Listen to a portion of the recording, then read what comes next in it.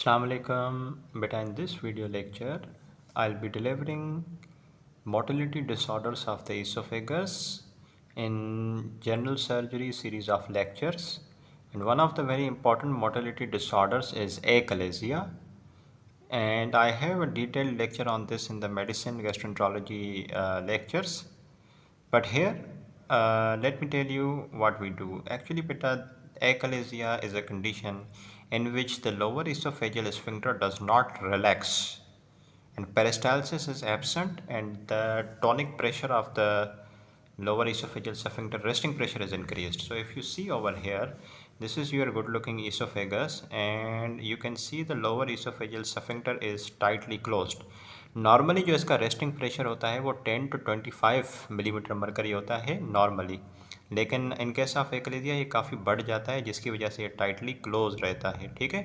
और ऊपर पेरिस्टाल्सिस भी एब्सेंट है। Isn't it looking more like a bird's beak?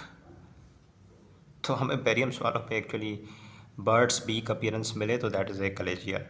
Clinical presentation क्या रहेगी बेटा? जाहिर सी बात है डिस्फेजिया होगी, जितनी सॉलिड्स के लिए उतनी ही लिक्विड्स के लिए, और अगर खाना नीचे नहीं जा पा रहा तो ऊपर जाएगा और फिर नॉक्टर्नल रिगर्जिटेशन होगी और ये सांस की नाली में जाएगा तो छाती के इन्फेक्शंस होंगे, रेस्पिरेटरी इन्फेक्शंस होंगे, ठीक है बच्चों, इस तरीके से। So what is the clinical presentation of the patient? Dysphagia, regurgitation, nocturnal aspiration and chest infections, ठीक है। इन्वेस्टिगेशन के लिए बेटा आप बेरियम स्वालो मंगवाते हो। बेरियम स्वालो पे आपको बर्ड बीक अपीयरेंस मिलती है, गैस्ट्रिक बबल एब्सेंट मिलता है, ठीक है। ये बर्ड बीक पे ही आप कैच कर लेते हो, इसका एमसीक्यूज मौजूद है आपके पास्ट बैंक में, ठीक है। उसके अलावा गोल्ड स्टैंडर्ड जो है वो मैनोमेट्री है। मैनोमेट्री पे आपको पता चलेगा कि रेस्टिंग प्रेशर ज़्यादा है, पेरिस्टाल्सिस एब्सेंट है, ठीक है, इस तरीके से, और स्फिंक्टर रिलैक्स नहीं कर रहा। एंडोस्कोपी का, एसोफेजियोस्कोपी का भी ऑप्शन है, लेकिन बहरहाल बेरियम स्वालो एक जिस पे ये बर्ड बीक अपीयरेंस मिलती है। बेरियम स्वालो के अलावा आपका क्या कहते हैं, मैनोमेट्री जो है वो गोल्ड स्टैंडर्ड है। Manometry, manometry is gold standard, ये बात भूलना नहीं, ठीक है, काम की बात है। चलें जी, ओके।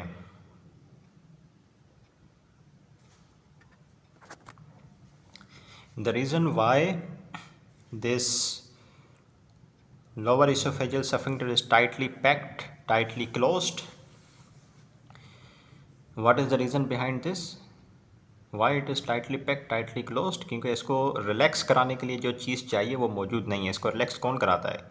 Nitric oxide. और नाइट्रिक ऑक्साइड कहाँ से आता है? वॉल में मौजूद मीजनर प्लेक्सस कुछ उनकी actually they are interpreted in some way, but the thing is that if you have ganglion cells in the Meissner plexus, Meyntrich plexus, so they are responsible for the production of the nitric oxide, and nitric oxide actually relaxes this. But if there is absence of the ganglionic cells, if there is the absence of the ganglionic cells in the Meissner or the Meyntrich plexus, so there will not be the release of nitric oxide anymore. तो nitric oxide नहीं आएगा तो ये relax नहीं करेगा, resting pressure ज़्यादा होगा और खुलेगा नहीं, ठीक है। सो द हिस्टोलॉजी पे आपको गैंग्लियन सेल्स कम मिलेंगे जिसकी वजह से नाइट्रिक ऑक्साइड नहीं आ रहा, और नाइट्रिक ऑक्साइड ना आने की वजह से रिलैक्स नहीं हो रहा आपका स्फिंक्टर, ठीक है। दूसरी बात, in case of vigorous achalasia the cause is not the absence of the ganglion cells. Ganglion cells are though normal. तो भाई क्या वजह है इसके बंद होने की? फाइब्रोसिस, इन्फ्लेमेशन, ठीक है जी, इस तरीके से। तो कहने का मकसद ये है बेटा कि ये एक ऐसी कंडीशन है जिसमें आपका lower oesophageal sphincter tightly pack रहता है, रेस्टिंग प्रेशर इसका ज़्यादा होता है, ठीक है जी। और कंप्लेन क्या करता है मरीज? डिस्फेजिया, रिगर्जिटेशन और चेस्ट इन्फेक्शंस होते हैं, ठीक है बच्चों। बेरियम स्वालो पे बर्ड्स बीक अपीयरेंस मिलती है। गोल्ड स्टैंडर्ड जो आपकी रहती है वो मैनोमेट्री रहती है। ट्रीटमेंट की क्या बेटा जो है क्राइटेरिया है और क्या ऑप्शन हमारे पास अवेलेबल हैं? Okay, the very first is the pneumatic balloon dilation. Pneumatic balloon dilation में क्या करते हैं बेटा? यहाँ से बलून डाल के इसको बलून को फुलाते हैं, इन्फ्लेट करते हैं ताकि ये जो क्लोज्ड स्फिंक्टर है ये खुल जाए। लेकिन बलून डायलेशन में सबसे बड़ा मसला रहता है परफोरेशन का। सबसे बड़ा मसला रहता है कि ये इसोफेगल वॉल को परफोरेट करा देता है, ठीक है जी। और उसके अलावा दूसरा ऑप्शन और जो बेस्ट ऑप्शन है वो हेलर्स मायोटॉमी है। हेलर्स मायोटॉमी में क्या करते हैं? Cutting the muscles of the lower oesophagus and the cardia. तो हम लोअर इसोफेगस के जो है वो कार्डिया के मसल्स कट करते हैं, उससे क्या होता है? ये स्फिंक्टर खुल जाता है। लेकिन फिर ये मसल्स कट करने का सबसे बड़ा मसला, ये ऑब्स्ट्रक्शन तो ख़त्म हो जाएगी, यहाँ से खाना तो नीचे आ जाएगा, लेकिन जब मसल्स कट कर दोगे तो लोअर इसोफेजियल स्फिंक्टर रिलैक्स हो जाएगा, खुल जाएगा, और फिर गार्ड के मसले मसाइल होंगे। ठीक है बेटा। तो अगर आपने मसल्स को कट कर लिया, हेलर्स मायोटॉमी कर ली, इसको इतना वाइड ओपन कर दिया, तो आपका जो मसला था उसका ऑब्स्ट्रक्शन का, डिस्फेजिया का, अब वो तो हल हो गया। The problem is not there any more, लेकिन अब इतना लैक्सिटी की वजह से गार्ड होगा। ठीक है जी, चीज़ें अब ऊपर जाएंगी, पहले नीचे नहीं आ रही थी, अब ऊपर जा रही हैं। ठीक है, that's a problem. So actually you are making your lower oesophagus lax by cutting the muscles off. तो बेटा क्या होता है एक्चुअली, हेलर्स मायोटॉमी में गर्ड का मसला रहता है। तो फिर क्या करें, तो फिर आप पार्शियल फंडोप्लिकेशन कर देते हो।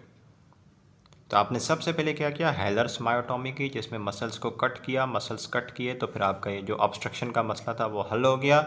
लेकिन फिर गर्ड का प्रॉब्लम है, तो उसके लिए क्या करें, पार्शियल फंडोप्लिकेशन कर दो।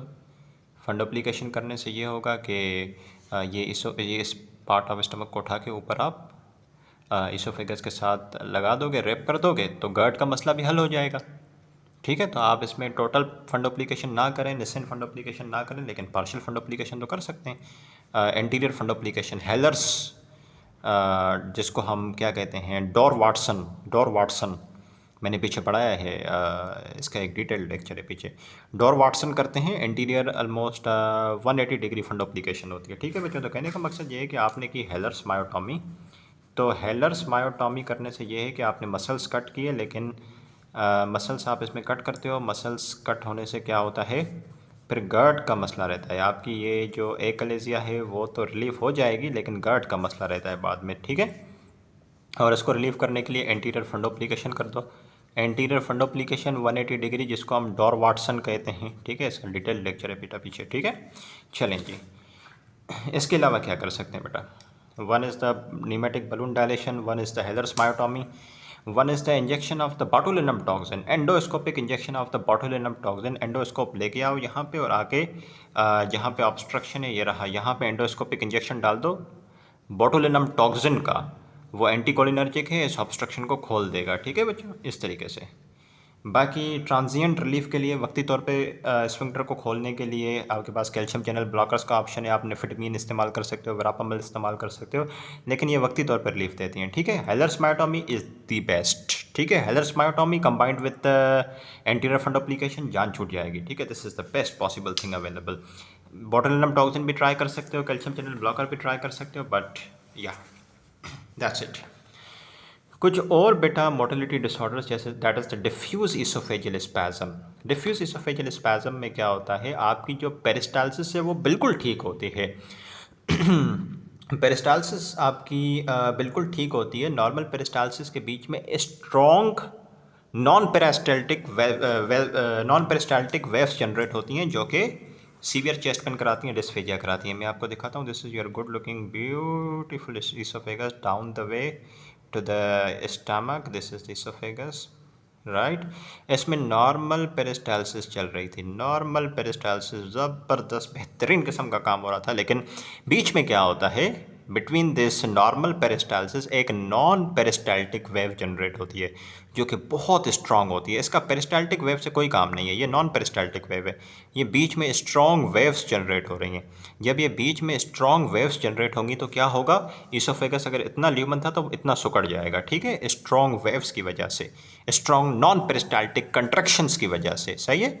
और इसकी वजह से जाहिर है, इतनी स्ट्रॉन्ग कंट्रैक्शन की वजह से जो है चेस्ट पेन भी होगा, और इन स्ट्रॉन्ग कंट्रैक्शंस की वजह से इसोफेगस का ल्यूमन छोटा होगा, तो जाहिर सी बात है डिस्फेजिया भी होगा। ठीक है बच्चों, इस तरीके से बेरियम सॉल्व करवा सकते हैं, और manometry is the gold standard. ठीक है, जस्ट लाइक द एकलेजिया। और मैनोमेट्री पे आपको क्या मिलेगी, पेरिस्टाल्सिस नॉर्मल है, बीच बीच में हाई एम्पलीट्यूड की रिपीटेड कंट्रैक्शंस आ रही हैं, 400-500 मिलीमीटर मरकरी की।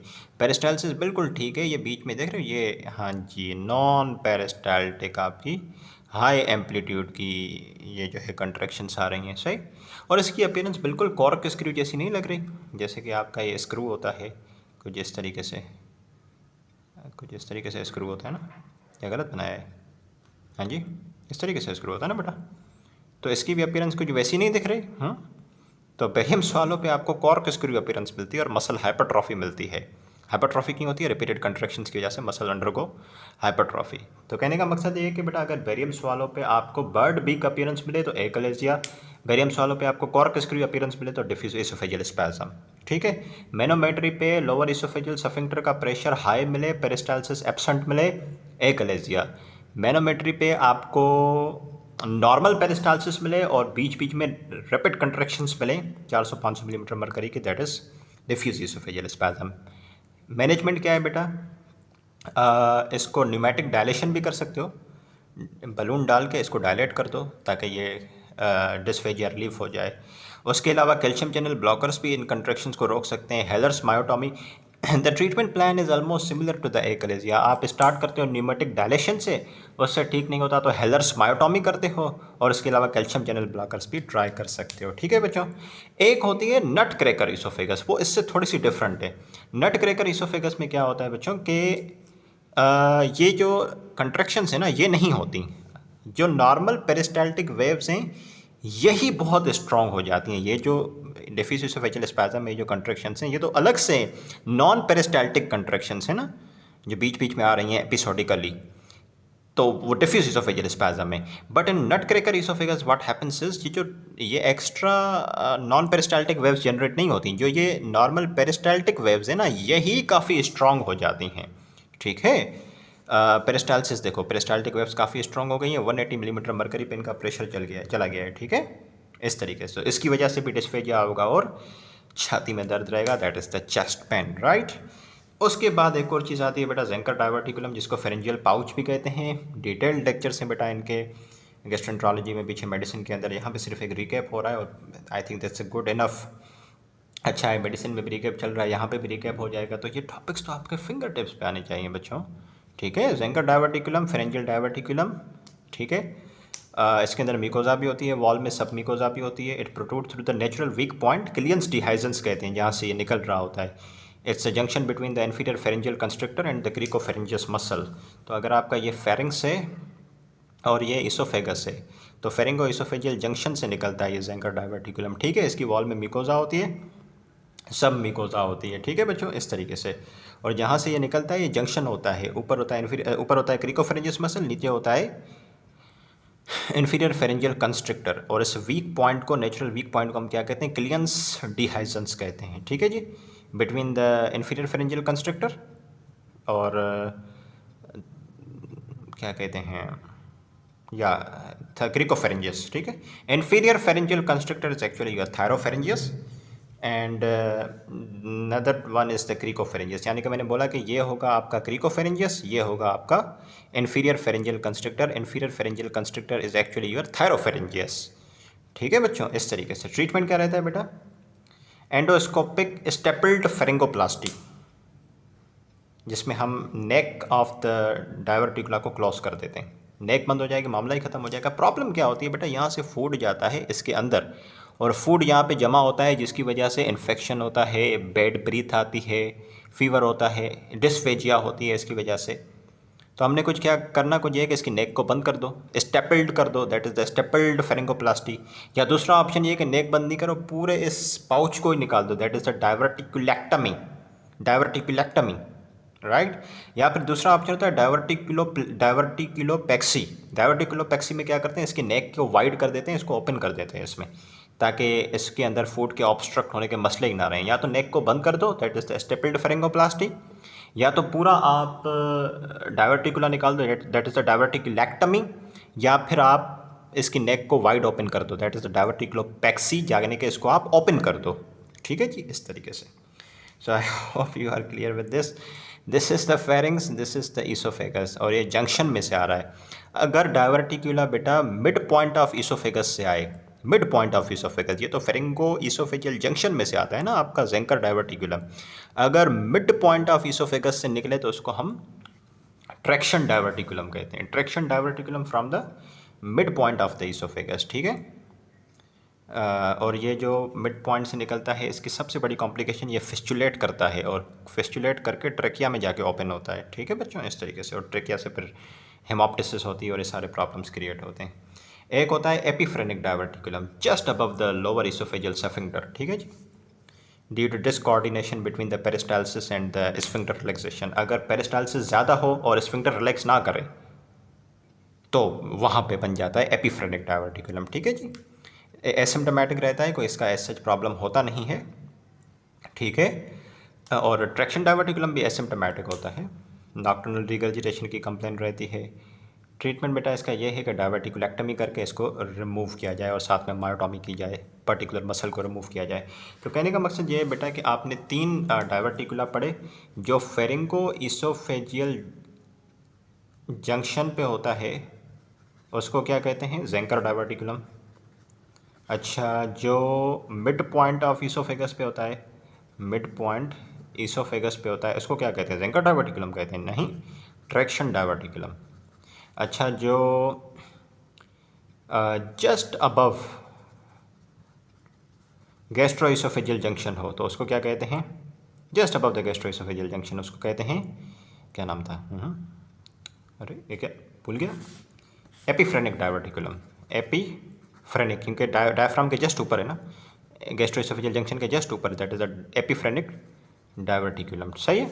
अब इन दोनों में से इसमें तो डिस्फेजिया होती है, हेलिटोसिस होती है, इन्फेक्शन हो सकता है, फीवर हो सकता है, ये एसिम्प्टोमेटिक रहता है, ये भी एसिम्प्टोमेटिक रहता है, ठीक है।